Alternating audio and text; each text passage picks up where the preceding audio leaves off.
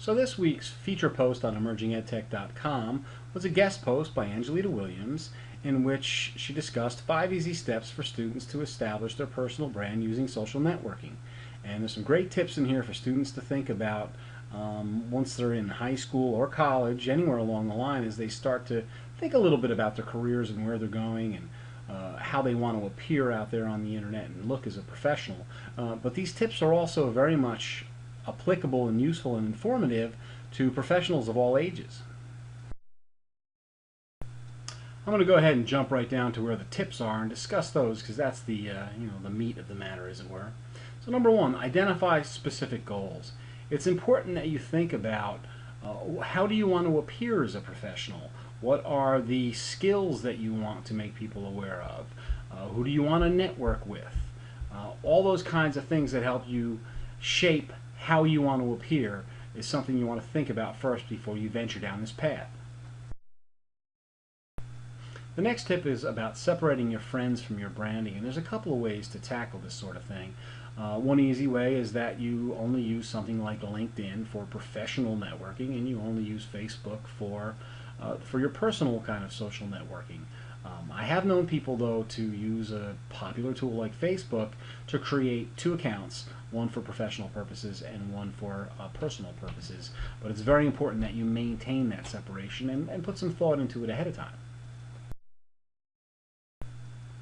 Alright, the next tip is about using the same picture, and what that's about is anywhere you participate in social networking for professional purposes, utilize the same picture for avatars or profile pictures so that you get recognized in multiple areas, and there's this consistency, and there's a likelihood of people being able to say, hey, I know that person, whereas if you use different pictures, it's going to be more confusing.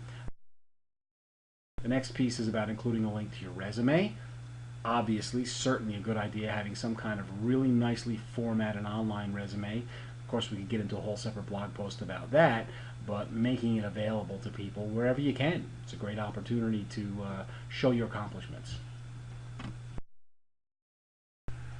And the last tip is about being consistent. And to some extent, that goes back a little bit to tip number 1 about thinking about and planning about how do you want to appear.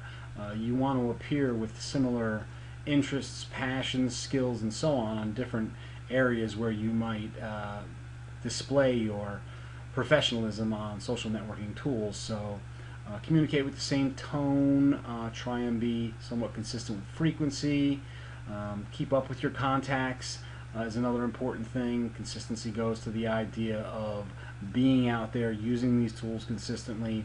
If you have a presence somewhere and you appear there once and don't appear again for years, and it's somewhere that truly is meant to be somewhat of a social network, you're going to appear that you're just not that interested. So consistency is another important point. Alright, that wraps it up for our first video blog. I hope you'll stop by EmergingEdTech.com, look around, learn about the site if you haven't really utilized it much yet. If you are a subscriber, thank you so very much. I hope you'll subscribe to this YouTube channel as well, and I look forward to seeing you next time. Take care.